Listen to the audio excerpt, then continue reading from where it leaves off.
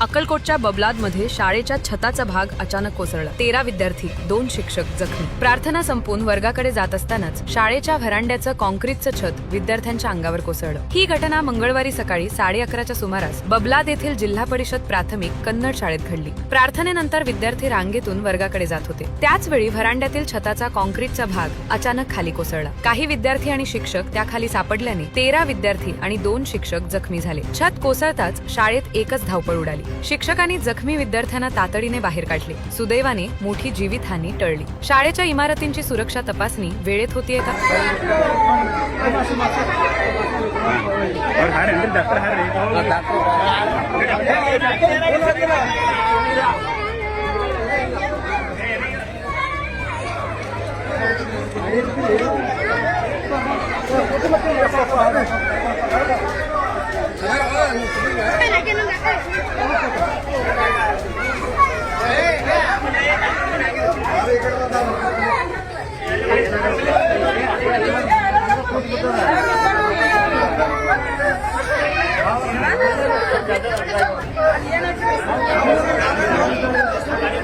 sir, ते पण